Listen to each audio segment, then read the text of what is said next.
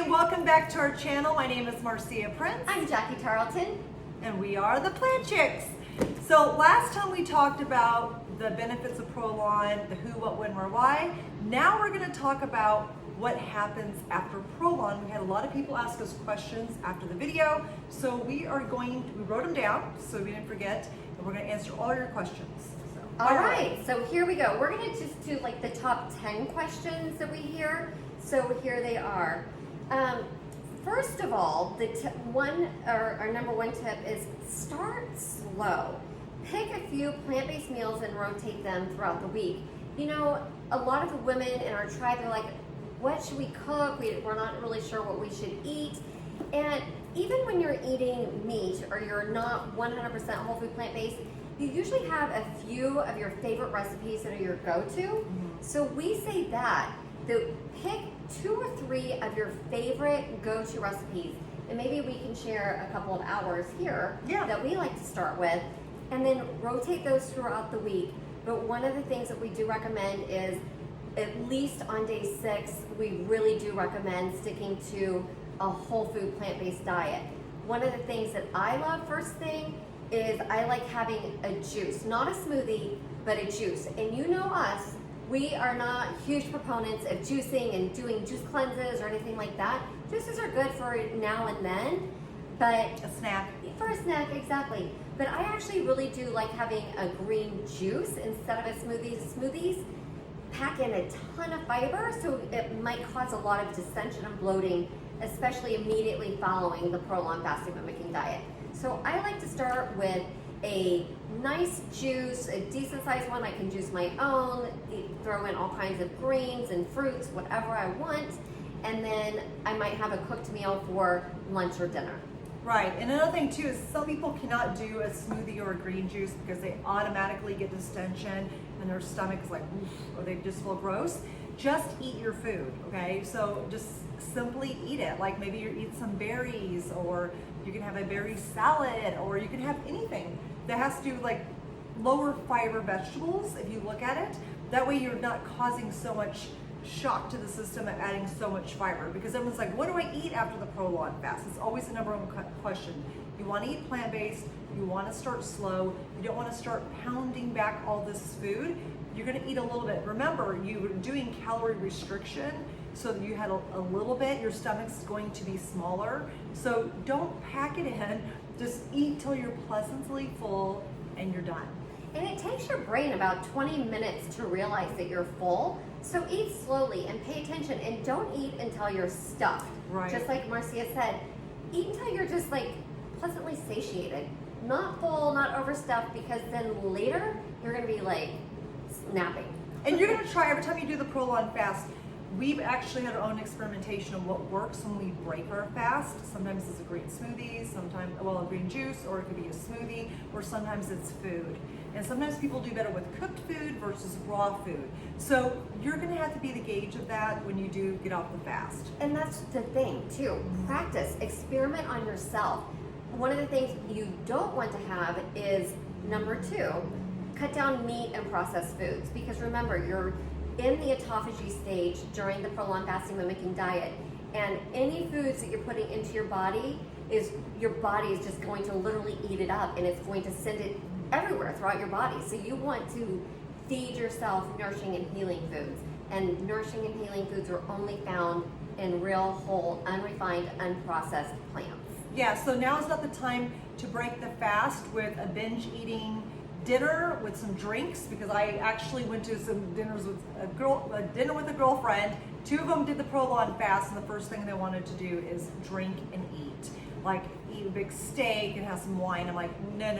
That's not the magic in the refeeding. Like you have to really be careful of what you eat after. Absolutely, and literally if you have like a big event to go to on day 6, day 7, you might want to look at re-evaluating when you're doing the fast, or make sure that you're committing to yourself that you're not going to overindulge and have those processed high fat, high sugar foods and a lot of alcohol, because this is not what your body needs. A lot of people, Right. even if they're not doing Prolon, if you're doing any other fast or whatever, Don't get you off go a up fast crazy. and break it and go crazy, because that's what most people do. Like, I haven't eaten in 5 days, I want to go feast. Don't Burgers do and that. fries. Yeah, even Yeah. if it's a vegan burger and fries, you do not want to put that stuff into your body. If you want that, you need to wait at least a week after the fast, I'd say. Yeah, well, when you're doing the fast, just plan for, this is 5 days, but plan for 7.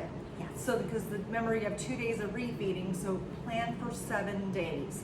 And make sure it's not around something where you're gonna go off to do a vacation and go binge eat and drink, because again, you'll do yourself a disservice just because you did it for 5 days fast, 2 days healthy, and then you're gonna go binge eat and drink.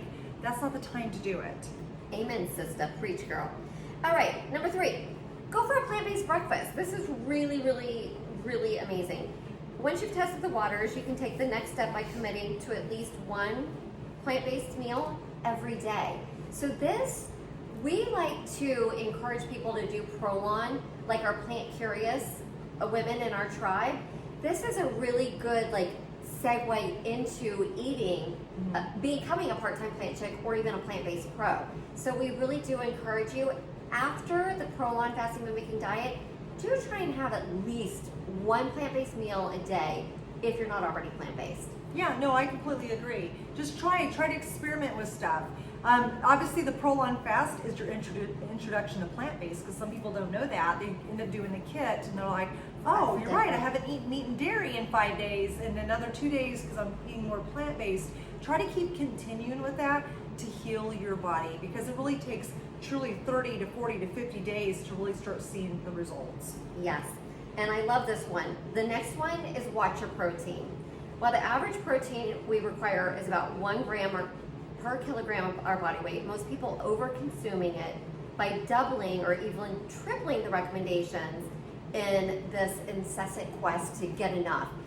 You guys, protein it's a huge marketing spin. We do not need to be obsessed with eating more protein. What we do need to really focus on is WTF. Where's the fiber? We talk about this all the time. There is not a protein deficiency in most of the U.S. Exactly, in most of the U.S. or the world. Right? But there is a fiber deficiency. This is shown in chronic disease. People aren't getting enough fiber. So where's fiber found? Fiber is only found in plant foods. Nuts, beans, fruits, vegetables, greens, legumes. Did I miss anything? No, you're hitting them all. Boom. No, I'm just gonna let you know that we just found out some of the stats is 97% of the U.S. is deficient in fiber. 97. That means only 3% of us are getting our fiber. That's not enough. That's really, truly not enough.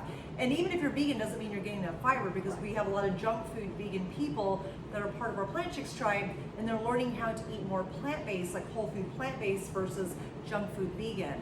So remember, a lot of people are trading their standard American diet for the standard American vegan diet, and that's not as healthy either. So you want to eat more fiber, like she said, it's all found in plant foods.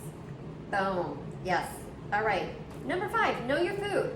Most of the commercial products on the market, like faux meat and cheese, are often packed with highly refined oils, flours, sugars, and salts. Try to eat wholesome, unprocessed foods. And again, just like you said, we get a lot of vegan people who want to learn how to eat whole food plant-based, because there's just so many processed foods, and people are like, well, I need fast food. Guess what the original fast food is? Fruits and vegetables. That is like nature's Candy. version. It is, and nature's intention of fast food. So you can get plenty of fast food in the produce section at your local farmer's market or grocery store. Correct. No, just stay away from the processed food. Remember, the magic's in the refeeding. Eat real whole foods. The more organic you can go, the better. If not, it's better to eat a conventional food over a processed food. So, just FYI. Boom. All right, next one. Rethink how you shop and stock up on healthy foods. If you did not see our whole food haul, make sure you check out that video, because we actually look at what we're going to be eating for the week, go grocery shopping, and we walk through all of that with you. And that is Both processed and whole food plant-based. We show you both sides. Boom. Yeah, so you have to check out the video called the Whole Food Haul, and you can obviously see what is a whole food plant-based food and what is vegan junk food. Yeah, so what's like one of your favorite go-to meals? I know like the Mexican quinoa, like some of your Instapot things. Talk about some of those. You guys, I love the Instapot. I can take a bunch of different whole foods, throw it in there with some spices, and boom, it's done within 30 minutes to an hour. And I like Mexican quinoa, it's a favorite at our house, Mexican casserole. Shoot, I make so many things in the Instapot. I make overnight oats. Overnight oats. So savory oats. Yes, you Like, guys. how did we ever live with our Instapot? I don't know. I don't know. Check out our Amazon link because we have links to all of our favorites in our Amazon link. It'll be in the comments. Yeah, check it out and you'll see what we have in our kitchen. But Instapot is the favorite. It's really Instant Pot, but I call it the Instapot. So whatever, people, whatever. Same, me too. And they're like, it's instant. I'm like, Insta. Oh well. So sorry. I call for it the self-perfection. Insta. If you have a nickname with me, it's all good. Exactly. So, okay, one of my favorite go-tos is salads. You guys, I live in Miami. It's hot there pretty much year round, so I actually like cooler food. So I love creating just different salads. But my salads are not like these boring salads. They literally, They're bowls. they're huge bowls, huge. But there's greens in there. I'll throw in some kind of beans. Usually a potato. I don't usually, like sometimes it'll be a quinoa or a rice or something like that, but I will have some kind of hot in there. And then just any kind of veggies and maybe even a fruit. And we have a ton of different like salad dressing recipes on our YouTube channel. Do a search there in our recipe section and you can find some fabulous whole food plant-based salad dressings to put on your salad. So those are some of my go-to. Yeah, she lives in Miami. I live in Austin, so at least 4 months of the year it's really cold. I'm not much of a salad person. The older I get, I'm done with salad and smoothies. I used to do that at my beginning of my veganism, but now I like to have really hearty foods. And so myself, I love just big, hearty cooked Instapot meals. And I like to have 3 meals a day, 3 square meals a day, and they have to be hearty. I can't do salads or smoothies anymore. So she's team salad smoothies. It is hot in Miami. I'm sure if I lived in Miami, I would have a different perspective. But living somewhere where it can be really cold, like 30 degrees, you're like freaking screw the salad and the smoothie. No, and when I'm in colder environments, I definitely want warmer food. I'm all about intuitive eating. If my body tells me that I need, a salad or a smoothie, like if I'm staying at Jackie's, I feel like I crave that more because the environment's different. But in Austin, I don't. It's like I want it heartier, more whole foods. Mm-hmm. So just pay attention to your body, where you're at in your environment. 100. Absolutely pay attention to your body. That is really key. Just make sure that you're adding in plants to every meal that you're eating. Right. All right, keep your meals fun and exciting. You guys, one of the things that we say, if we're not having fun, we're not doing it. Again, watch our whole food haul where we're in the grocery store. We're literally like dancing around, holding up like mushrooms, playing with them. We're having fun. We almost got kicked out. We did almost get kicked out. It was fun. But then, like, whenever we're eating too, we make foods that taste really good, that bring us joy. So find the foods in the produce section that you really do like, and maybe it's just like 2, 3, or 5 that you have. Eat those, get really, really comfortable eating those, and then venture out. We do some different some contests in the tribe, in our Plant Chicks tribe over on Facebook for the ladies out there. And one of the things we have, try a new food. And that's been so enlightening. I remember trying like yucca for the first time, or plantains, like people that are doing different things. Yeah. Like experiment, have fun. You'll have a lot of wins. You might have some misses, but you'll have a lot of wins. There's a lot of people like, I've never had asparagus for the first time, I've never had this, and when they do, they actually like it. They're like, oh, I like this. Or we had a challenge called Garden Your Gut, like eating a ton of fruits and vegetables in one sitting, and you guys, it's very surprising what you'll actually pick up in your life. It is amazing. All right, a couple more. Be adventurous and try ethnic foods. A lot of the ethnic foods, like Chinese or Mexican, you can get some really good whole food options there. Mediterranean. That's literally one of my favorites. Indian. Love all those. She really likes Indian a lot. I like pick and choose. I love me some Indian. I like the naan. Oh, when you can find a good vegan naan, that is so good. No, but I love curry. So play with your spices and your seasonings and have fun. Seriously. Do you have anything to add on that one? No, just be experimental. Yeah. Find eating spots with plant-based options and suggests to have like family dinners and social gatherings there. But be very careful too, because a lot of vegan restaurants and a lot of restaurants in general have it's all junk food options. It's not healthy. It's fried, high in salt, high in sugar, high in fat.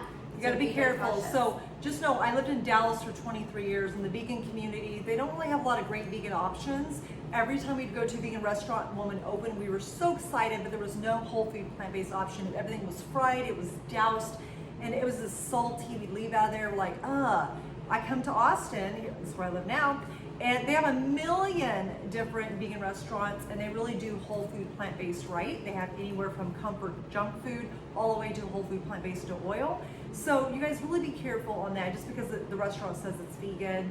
I know some regular restaurants that have served meat that have better whole food options than a vegan restaurant. So just be careful. Yes. And the last one, find a plant-based support group. And where do you recommend they go for that? The Plant Chicks Tribe! We have a Plant Chicks Tribe on Facebook, and it is a private group for women. And this is a definite support group. It's very private. You can voice your opinion, your questions in there, and you are going to be loved and nurtured. And we love to see your questions or what you're struggling with, so we can help you.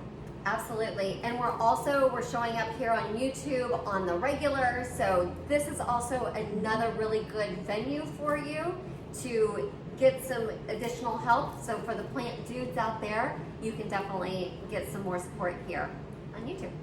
All right, guys. Well, those are the top 10 questions that we had about Prolon and what happens after the fast. Hope that you guys enjoyed it. We will see you on our next video. So give us a like and a subscribe, and we'll see you next time. Bye, guys.